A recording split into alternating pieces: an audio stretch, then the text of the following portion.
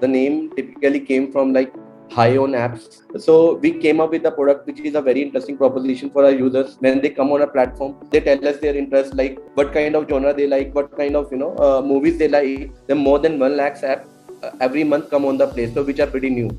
And only 50,000 apps are actually close more than 1 million download, like on the Play Store. So we want to build micro solutions for each of the daily lives, like whatever they do across the day. Right now, they're using at least one app. The whole idea is they start using at least 3 or 4, 5 apps that built by AppyHigh.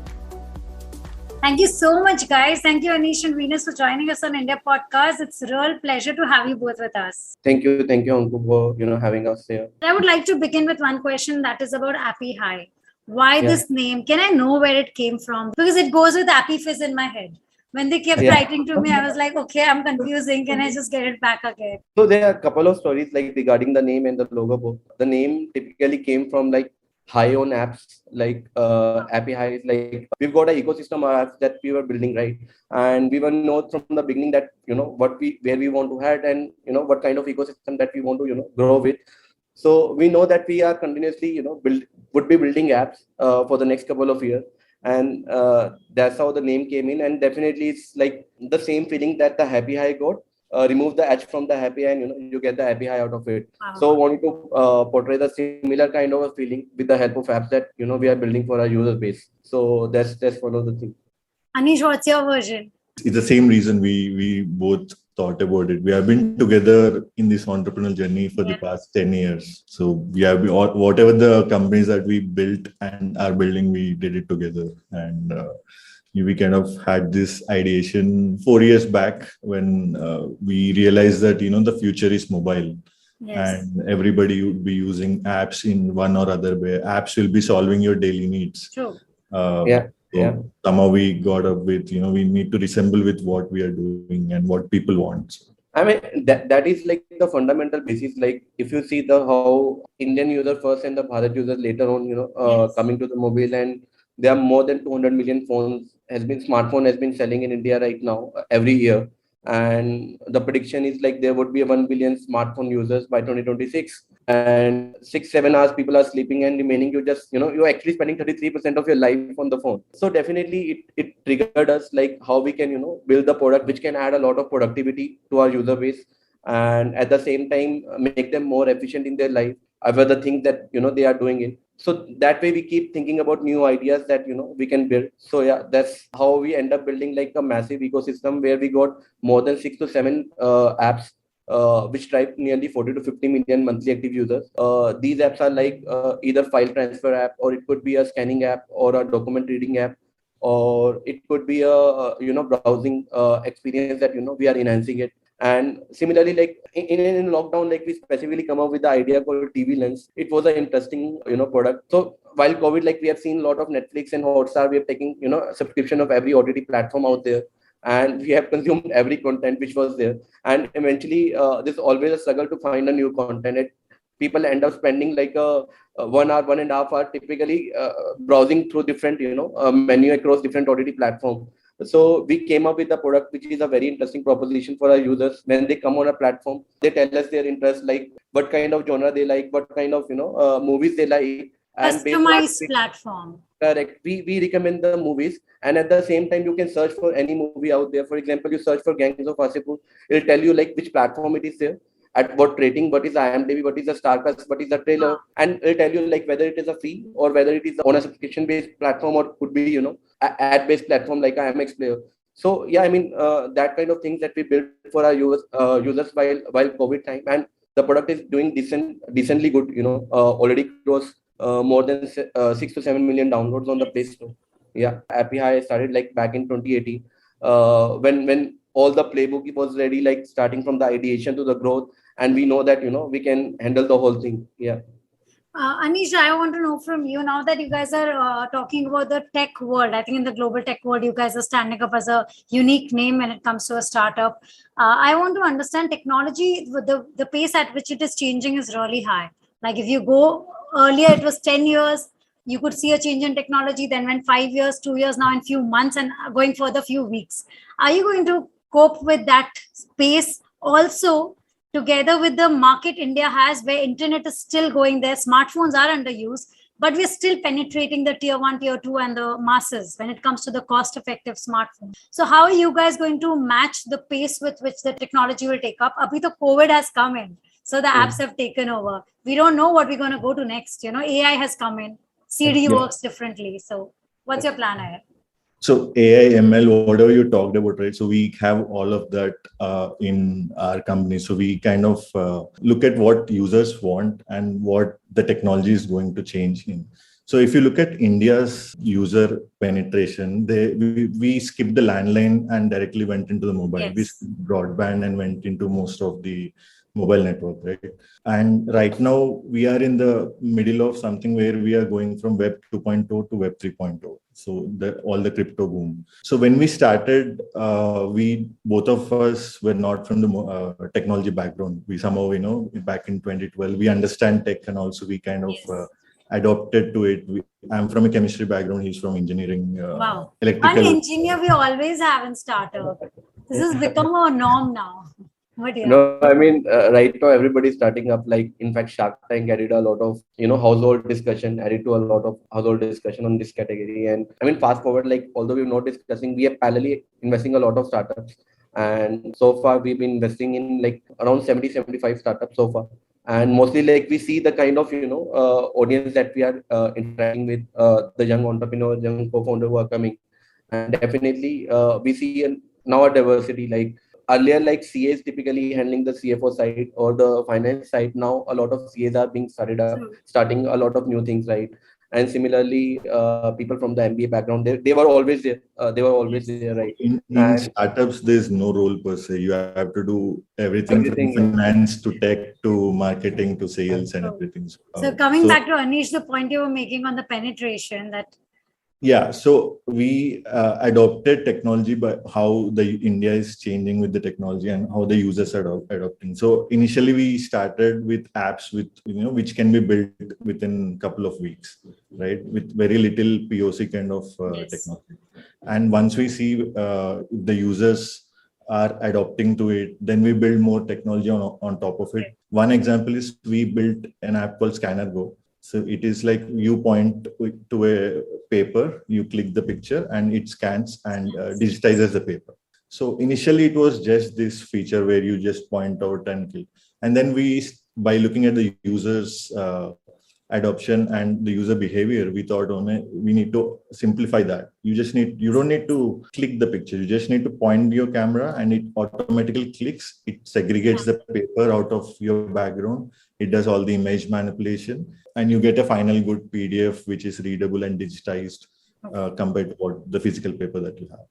So you start with small, you understand the users, and you build technology on top of it to make their lives easier and improve the whole process of using that app. So we have so many examples in other apps where in one of the social media tool that we have, users just simply upload an image and we give you the caption and the hashtag you need to post. So I'm going to use that. Yeah, absolutely. So it's called in-store. So basically, yes. I think I've known this. Yeah. Venus, if I want to understanding that when we download apps on our smartphone, we don't want to clutter our phones. That's one complaint we've heard we friends discuss, that they don't want to download too many apps. So how is this going to help you guys or make it difficult for you guys, even though you're innovating new apps and bringing it on the ecosystem? We don't want to clutter it. So what is the solution? Will it dip your downloads and user? So here's the strategy. Like, every time we look for the entry point in a product. For example, Scanner Go app, like when people started for using it for the scanning purposes, and we acquired a lot of users around it. And later on, when people started scanning, it is natural for us to come out with a PDF editor in the same app. I mean, if you just compare the landscape, like people who are using the internet in India, like 5 years, 10 years back, they are very equipped with searching on the Google, like how to convert from PDF to JPEG and JPEG to this version and that version. But again, imagine on a Bharat user context who are just coming online on a smartphone, and they definitely do not know how to search, right? And typically we are providing all the automated tool on a Scanner Go. And so ultimately idea is to look for the entry point and go vertical deeper in that particular category and make it a super app for that particular vertical. And that's always been a strategy for it. And similarly, that goes with the in-store. But Anish, do you think you have to struggle very often with holding on to your user target audience, that they don't leave it and go, because that maintenance of the customer base is an important part. So how do you guys work around that? That's one of the problem I mean, it's a never ending problem that any app developer faces, right? To retain the users. Although we acquire new users, but retaining the users is difficult. This we solve through technology and through product as well. So we constantly keep an open ear to what user says, and we have a lot of tools that analyzes what a user behaves inside the app. So let's say if somebody uses an in-store or a scanner go, and we segment the users based on what actions they're doing inside the app. Let's say if somebody scans 2 or 3 PDFs and the retention is more. So we kind of encourage other users to get into this bucket, so that we realized we understood that, okay, these users are sticky users and they stay with us for a longer time. I mean, there are a lot of apps which are coming, and do you know, like, by the way, like, there are more than 1 lakh apps every month come on the Play Store, which are pretty new. And only 50,000 apps are actually close more than 1 million download, like on the Play Store. There are like more than 2-3 million apps out there, like on the Play Store. The whole idea is, like, in India, people are, and across the other countries as well, this also the behavior against the utility and productivity. People are typically searching for one thing, and when they need it, right? And once the need has been completed, they'll typically uninstall it. But again, like another 10 days, 15 days, 20 days, they come again, search for the same thing and do the same activity again. So this we keep seeing, like, a lot of users which is there, like, comes every month, uninstall the app, install the app. If I have to ask you guys, what is the larger vision of AppyHigh? Where do you guys see it grow? So right now we are 1 in 15 Indians right now, and we want to get that to 1 in every app. Every person who has a smartphone needs to have one of our app to use it for them. So we want to build micro solutions for each of the daily lives, like whatever they do across the day. Yeah. I mean, just what's your say on that? I mean, on a fundamental level, it's the same. Like, eventually, we are building the product which make them more productive. The central theme remains the same, but at the same time, we have to keep innovating in a manner, like, as you said, the lifestyle needs has been continuously changing for a user, right? And we have to ensure that if for example, a metaverse is coming in the future, we should be ready with the in-store, so that it can adapt. Like, it's a platform which eventually helping us, the creators, to create a content at a faster space, right? And if they have to create a content on a metaverse, the in-store should be ready by that time. They start serving for the people who are using and into the metaverse. So in that sense, we completely understand the innovation bit, but at the same time, the fundamental is, like, definitely we would want to be there in every smartphone out there. And we know that with the kind of lead that we got in the last 3-4 years and staying in a bootstrap manner, we are there already in, 1 in every 15 smartphone user is using our app, as Aneesh said. And now the idea is, these people, 1 in every alternate Indian, that's the kind of target that we are taking in. At the same time, right now they're using at least one app. The whole idea is they start using at least 3 or 4, 5 apps that built by AppyHigh, and eventually that will serve the goal of at least saving 30 minutes to 1 hour per day over the internet, and that's where we are heading. Will we also see a tie-up with any particular brand or a mobile smartphone company brand, that AppyHigh, all apps should be a permanent feature or downloading app? Will that be possibility? Yes, I mean, definitely. Like, this is all about distribution, like how quickly you can penetrate into the audience.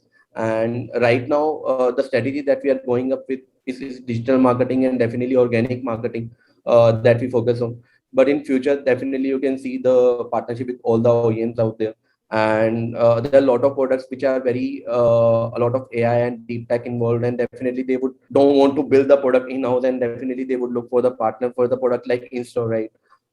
Similarly, scanner go require a lot of OCR technologies to deal with, right? So these are the kind of products that you can see partner with different OEMs. But would you have limitation with certain smartphone, like even for that matter, Apple for that matter, they have limitations. So does it limit your penetration in those categories?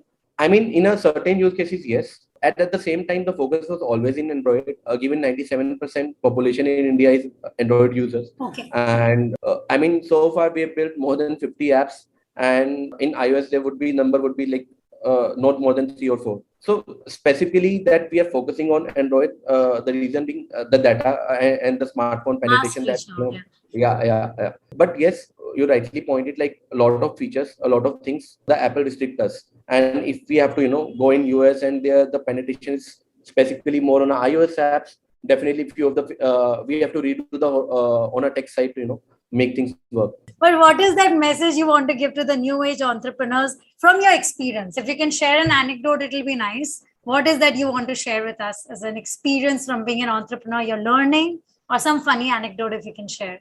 Uh, One thing definitely coming straight to my mind is, build those products which are sustainable first rather than investment first, right?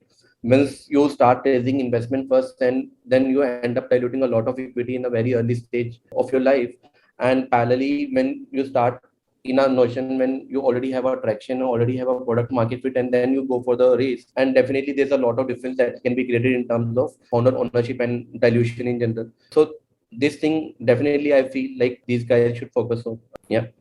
Yeah. So one thing from my experience is I want to tell people to keep trying and don't bother about the kind of skills that you have, which may or may not directly impact your products that you're building. So, I mean, our examples, we are not techies and we kind of, built tech over the past 10 years. Right?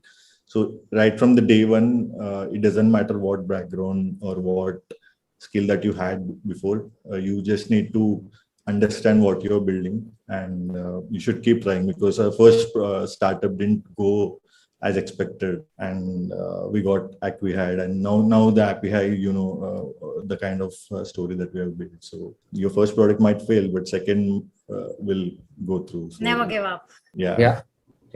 How was it working with each other? I would like to close with that. An honest reply. I think I won't give you a room to take time to that. Aneesh, your take on Venus. Before starting up as well, we have been together as friends. I mean, before. That's even more deadly. To work with your friends, they say it's a no.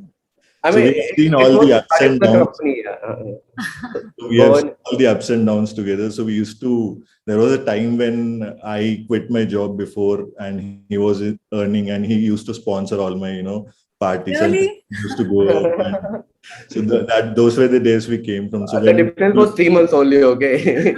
For those 2-3 months. Yeah, but still, that was 3 to 4 months, and then I kind of have to work as a part time to get capital for previous startups. So I kind of quit my job very early without any savings. Yeah, I don't know. I mean, we kind of are. All of our friends, even my wife and all, they see it's like AppyHigh and Venus are the first partner, and I'm the second partner. That's all.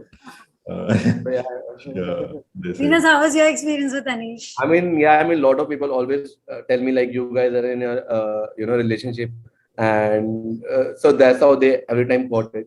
And apparently, like end up buying the same phone, same car, a similar set of interests, and every time clicking on the same things.